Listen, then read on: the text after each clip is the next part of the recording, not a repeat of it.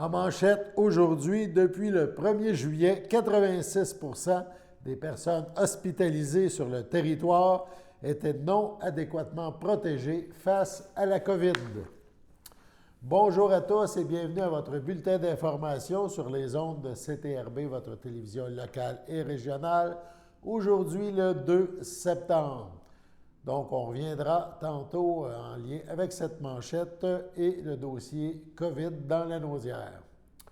Plus tôt aujourd'hui, Yves Perron, le député sortant de Berthier-Masquinongé, a tenu une conférence de presse, c'était du côté de Lavaltrie, pour réclamer un traitement équitable pour les aînés ayant reçu de la PCU et pour tous les aînés de 65 ans. On l'écoute. Du nouveau local de la Maison des aînés pour parler des conditions de vie des aînés. Moi, ce matin, le principal point, c'est que je veux dénoncer une iniquité flagrante. Les gens qui ont reçu les prestations de la PCU, de l'Agence du revenu du Canada, sont traités de façon inéquitable par rapport à ceux qui ont reçu la même prestation de la part d'un autre organisme qui s'appelle Service Canada. Voyez la cohérence du gouvernement fédéral. Alors, on calcule. Les gens ont fait des demandes en toute bonne foi, pensant avoir droit, dans certains cas, pensant avoir droit à la PCU et n'y ayant pas droit. Alors non seulement ces gens-là doivent rembourser cette somme, mais en plus, ces gens-là se retrouvent avec une coupure importante du supplément de revenu garanti. Ça n'a pas de fichu bon sens. La PCU a été mise en place pendant la pandémie pour éviter que des personnes se retrouvent avec une perte de revenus, avec une insécurité financière. Et on se retrouve avec cet effet pervers-là. Maintenant, en 2021, des gens sont dans des situations financières plus précaires qu'en 2020. Où est la logique?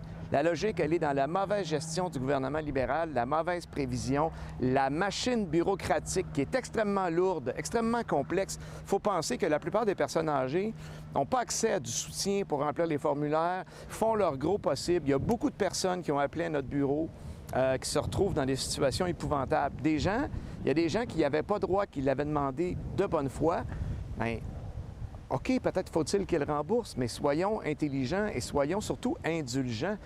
Là, il y a des gens qui se sont fait couper presque la totalité, ou dans certains cas, la totalité de leur chèque de supplément de revenu garanti. Ça les met dans la misère. Ça n'a pas de bon sens. J'ai rencontré d'autres personnes, un monsieur qui était pompiste.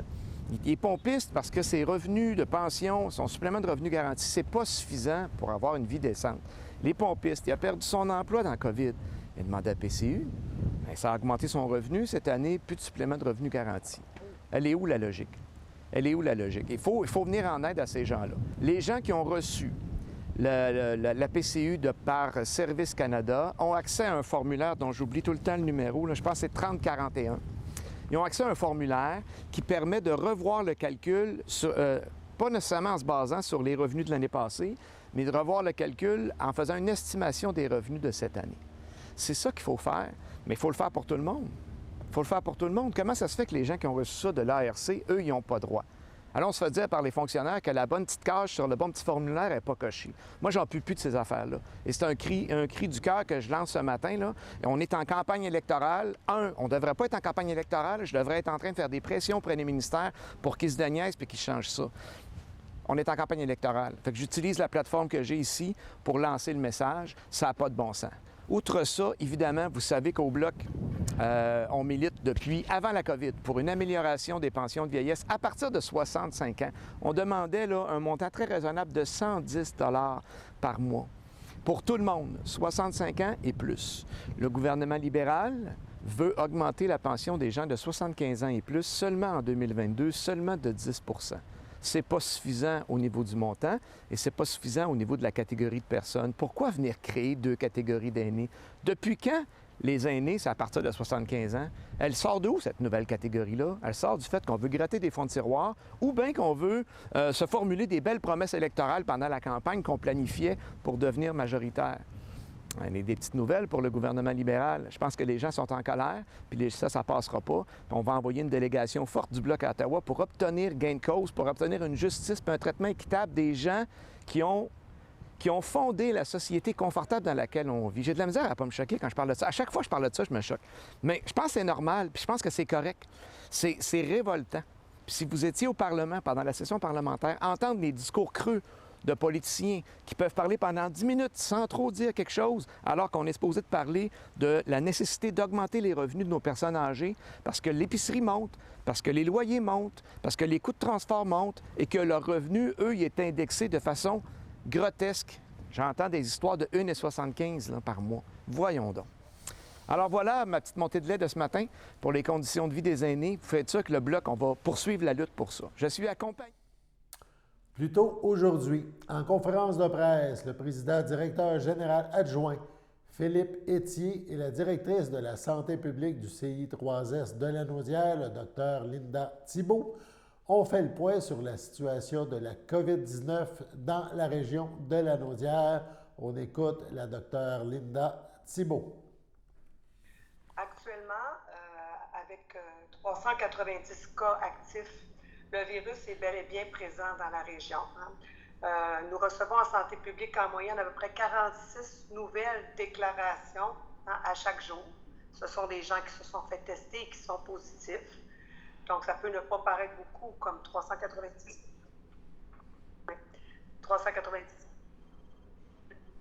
cas qui circulent, mais on sait que c'est quand même, il y a toujours une sous-estimation parce qu'il y a des gens qui ne se font pas dépister, et on y reviendra.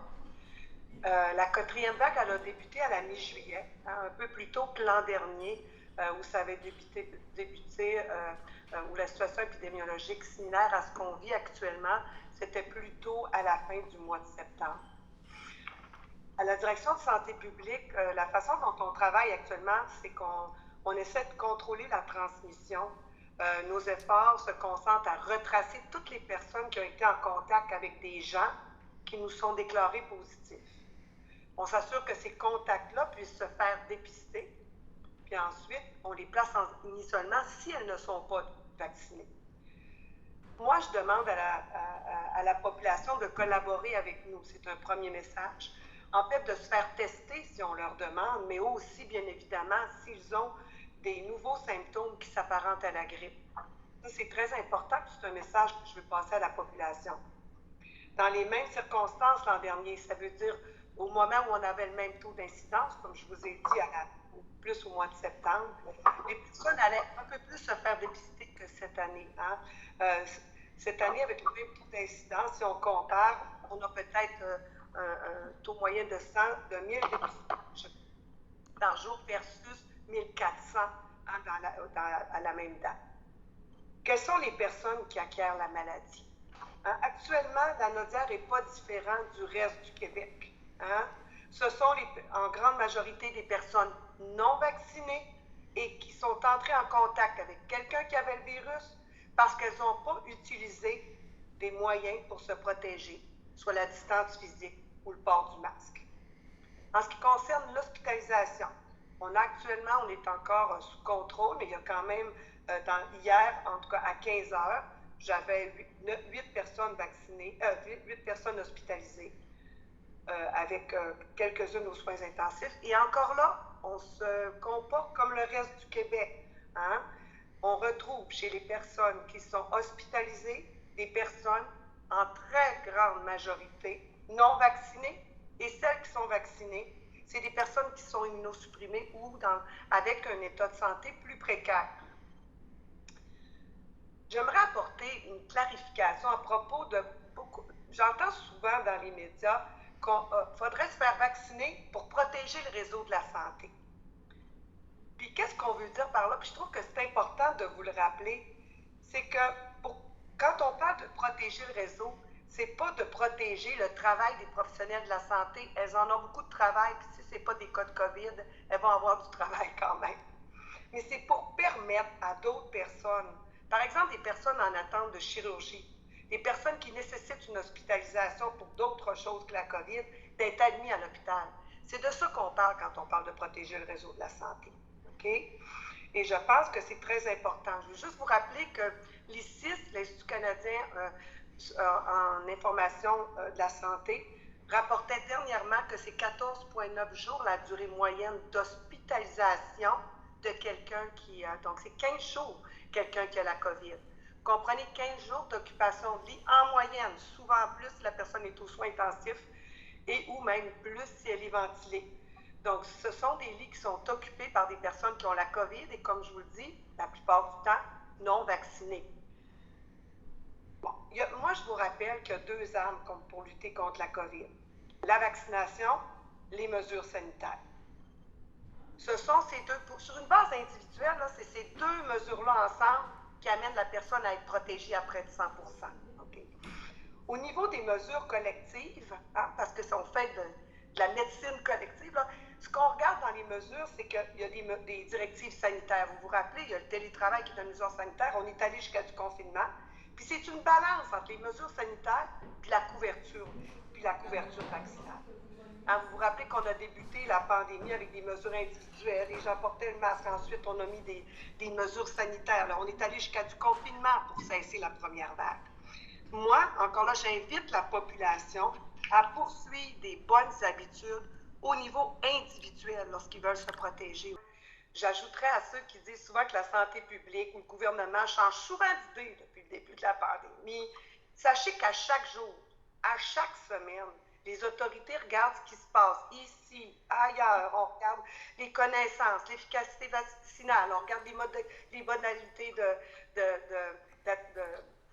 pour le vaccin. Demain, CTRB vous présentera la suite de cette conférence de presse. Allons maintenant à la pause.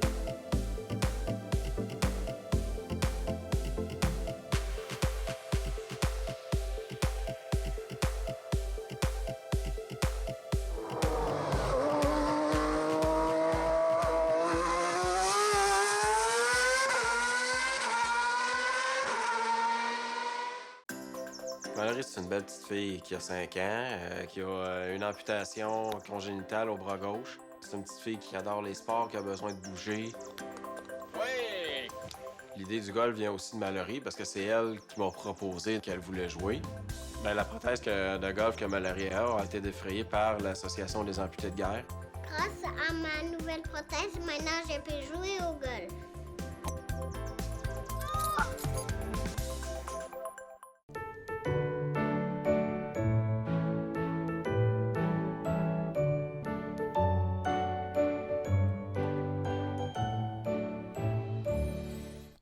Voici les anniversaires en ce 2 septembre. La FADOC de l'Île-du-Pas souhaite bonne fête à Benoît Loyer et le même organisme, la FADOC de l'Île-du-Pas, souhaite un heureux anniversaire à Raymond Pépin. On poursuit nos informations, cette fois avec le CREVAL, donc le comité qui s'occupe d'éducation.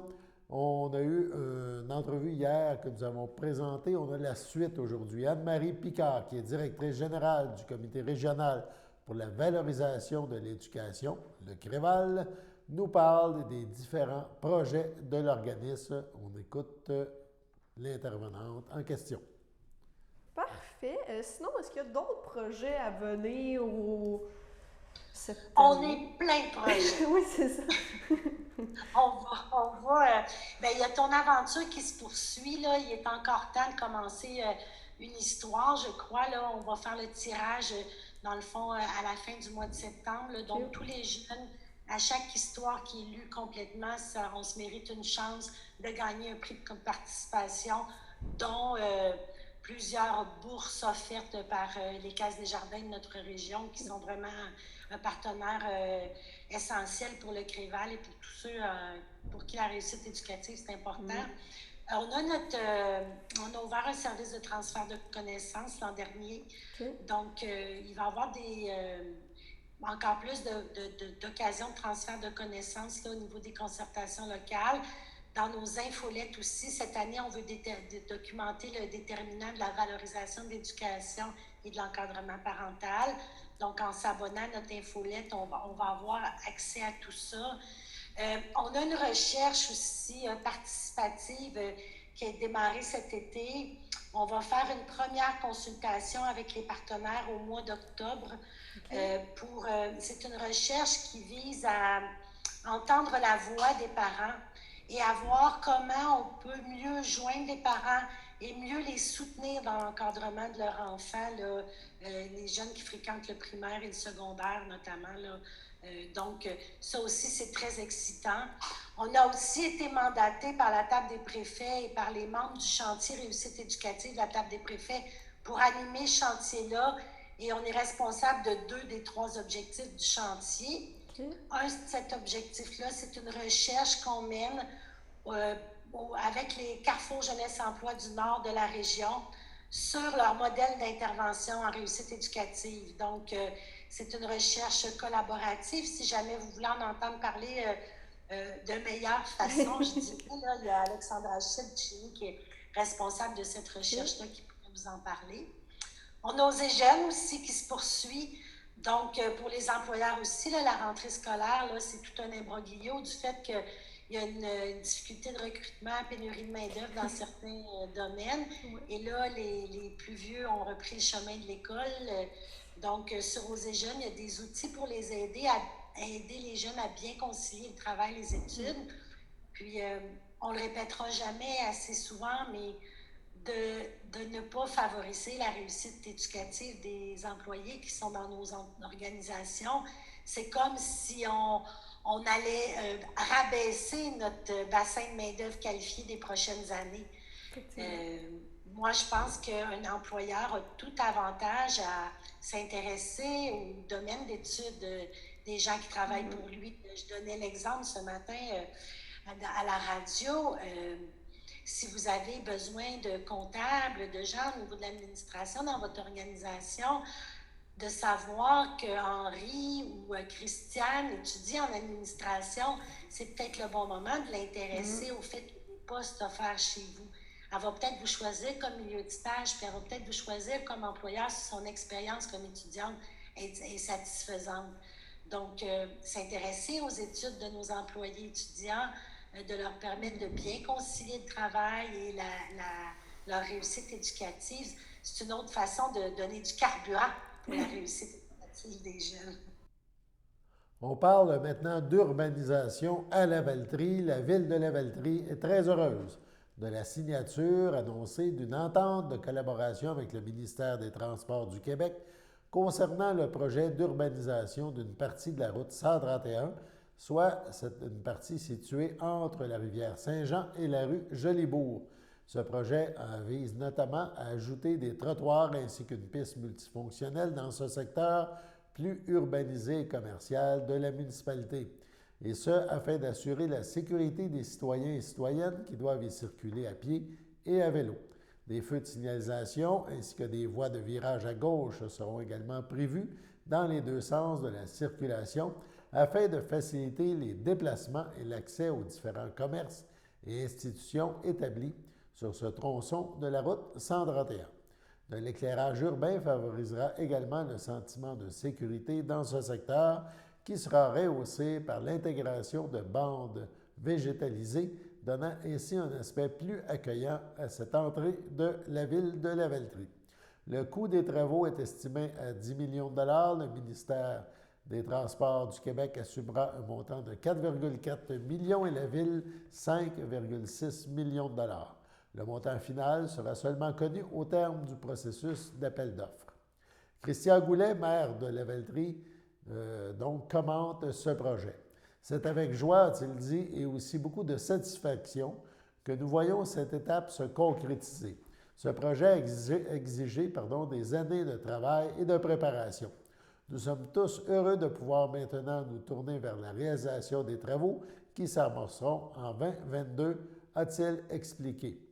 La sécurité des citoyens et des citoyennes a toujours été une priorité dans ce dossier. Je me sens donc très soulagé de pouvoir enfin offrir à la population de Lavaltrie des infrastructures plus sécuritaires, mieux adaptées au développement actuel et qui favoriseront de surcroît le transport actif au sein de notre collectivité. Allons maintenant à la pause. Le samedi matin, dès 9h30, nos téléspectateurs sont invités au Super Bingo télévisé diffusé de nos studios de Berthierville. Depuis maintenant une vingtaine d'années, plusieurs adeptes de la télévision régionale se sont partagés un montant de 600 $ disponible chaque semaine lors de cette joute de bingo télévisé. Un animateur et 3 bénévoles se succèdent à la caméra dans le but de vous faire passer une petite heure agréable et payante le samedi matin. On peut se procurer les cartes de jeu chez les dépositaires autorisés participants, c'est-à-dire à Berthierville, le dépanneur Formule 1 rue Gilles Villeneuve, le marché IGA Extra sur la rue Gabrielle Brissette, le marché Métro rue Notre-Dame, la pharmacie Proxime rue Frontenac, le garage Pétroté sur la rue Gilles Villeneuve et à Saint-Ignace-de-Loyola, le marché Aldo rang Saint-Michel, le dépanneur Le Magasin Esso sur le chemin de la Traverse. C'est un rendez-vous tous les samedis matins à 9h30 sur les ondes de CTRB, votre télévision régionale et communautaire.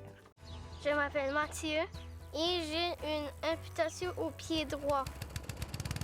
Un jour, Mathieu s'amusait à l'extérieur et a glissé derrière un tracteur de pelouse qui reculait. Les lames du tracteur lui ont coupé une partie du pied.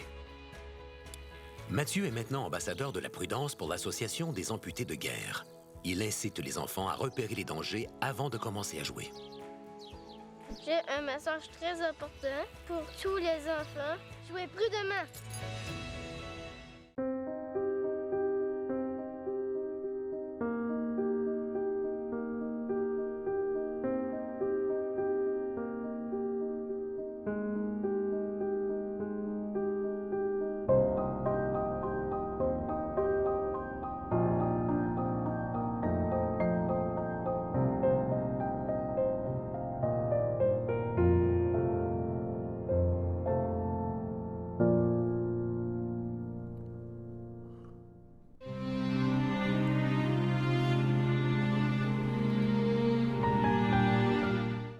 Accidentellement, le 10 août, à l'âge de 86 ans, est décédé M. Robert de Grandpré, époux de Lise Lavallée, demeurant à Sainte-Geneviève de Berthier. Il laisse dans le deuil, outre son épouse, 16 enfants, Christian de Grandpré, Lynne Bellemare, François de Grandpré, Chantal Royer, Jocelyn de Grandpré, José Parent, Nathalie de Grandpré, Pierre Thériault, le papou de ses enfants et petits-enfants, Marie-Pascale Yannick, Jean-Christophe, Arthur, Roxane, Adrien, Mérédith, Roxane, Élisa, Francis et Marguerite. Ses arrière-petits-enfants, Charlotte, Émile, Brittany, Anthony et Hayden. Sa sœur, Mme André de Grandpré, Bernard Larose. Ses beaux-frères et belles-sœurs, feu Jean-Luc Lavallée d'Arquise-Ostigui, Odette Lavallée, Jacques Clément, feu Nicole Lavallée-Bergeron, Louis-René Bergeron, Dominique Lavallée ainsi que plusieurs neveux, nièces, autres parents et amis. La famille accueillera parents et amis le samedi 4 septembre. Dès midi, au complexe funéraire Thériault à Berthierville, suivra une liturgie de la parole à la chapelle du complexe à 14 h. Au CHDL de Saint-Charles-Borromée, le 22 août dernier, à 67 ans, est décédé M. Jacques Rochelot, époux de Marie-Paul Lefebvre, demeurant à Berthierville. Il est parti rejoindre sa fille Amélie. Il était le papou de Louis-Renaud, Frédéric, Zacharie et Jacob. Il laisse dans le deuil, outre son épouse, ses frères, belle-sœurs et beaux-frères. Pierre Rochelot, Thérèse Lefebvre, André Rochelot, Hélène Carpentier, Richard Rochelot, Lise Goujon, Alain Rochelot, Linda Courchaine, Huguette Lefebvre, Gérald de Massé, Françoise Lefebvre, feu Benoît Farly, Guylaine Chaussé, feu Normand Lefebvre, Suzanne Lefebvre, feu Régent Rochelot, Denis Lefebvre, Cécile Durand, Jacques Lefebvre, Gilles Lefebvre, Ginette Girard, Lise Lefebvre, Maurice Rochelot, ainsi que plusieurs neveux, nièces, autres parents et amis. Vos marques de sympathie peuvent être témoignées par des dons à la Société canadienne du cancer. Famille, amis et parents ont rendez-vous le samedi 18 septembre dès 13 h en l'église Sainte-Geneviève de Berthier. Suivront les funérailles à 14 h. M. Rochelot sera inhumé au cimetière de Berthier le jour même. Au CHSLD Le Château de Berthierville, le 22 août dernier, à 97 ans, est décédée Mme Marguerite Laurando, épouse de feu Benoît Bérard, demeurant à Saint-Barthélemy. Elle laisse dans le deuil ses fils, Laurent Bérard, Noëlla Dagenet, Alain Bérard, Diane Sylvestre, Feu Léo Bérard, ses petits-enfants, Isabelle Daniel, Sylvain José, Alexandre Annie, Caroline Patrick, Marie-Claude François, Frédéric Martine, ses arrière-petits-enfants, Ariane, Toby, Camélia, Léa, Marie, Zoé, Marianne, Gabrielle, Charlie, Aurélie et Léonie, ainsi que plusieurs neveux, nièces, autres parents et amis. La famille accueillera parents et amis le dimanche 5 septembre dès 13h au complexe Thériault de Berthierville. Suivra une liturgie en la chapelle du complexe à 14h30. Madame Laurando sera inhumée au cimetière de Saint-Barthélemy le jour même. Au CHSLD Le Château, le 29 août dernier, à 89 ans, est décédée Mme Cécile Sylvestre, épouse de feu Charles Bélanger de Saint-Norbert. L'ayant précédé son arrière-petit-fils Loïc, elle laisse dans le deuil ses enfants Alain Bélanger, Éric Bélanger, Rachel Henry, Nicole Gendron, Gilles Bellemare, ses 4 petits-enfants, Charles-Antoine, Mélissa, Gabriel et Joanie, son arrière-petite-fille Ève, ses frères, sœurs, beaux-frères, belles-sœurs, ainsi que plusieurs neveux, nièces, autres parents et amis. Mme Sylvestre sera exposée le vendredi 10 septembre de 14 à 17h et 19 à 22h. Et le samedi 11 septembre dès 9h au complexe funéraire F. Thériault à Berthierville. Une liturgie aura lieu le samedi 11 septembre à 10h30 en la chapelle du complexe. Mme Sylvestre sera inhumée au cimetière de Saint-Norbert. Au nom de CTRB et de son personnel, nous souhaitons à ses familles éprouver nos plus sincères sympathies. Passons maintenant à la météo.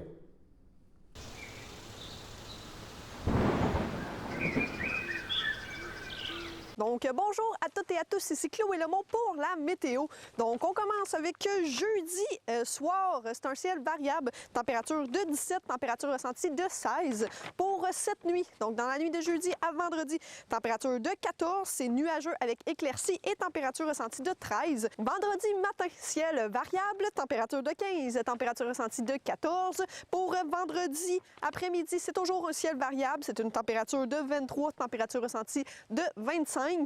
Ensuite, la qualité de l'air est bonne, les rayons UV sont bas et pour ce qui est du pollen, c'est toujours modéré avec encore une fois l'herbe à poux. Donc, c'était complet pour votre météo. Merci. Voilà, c'était votre bulletin d'information sur les ondes de CTRB, votre télévision locale et régionale. Alain Bellumeur au pupitre qui vous invite à être des nôtres demain, même heure, même poste. À demain.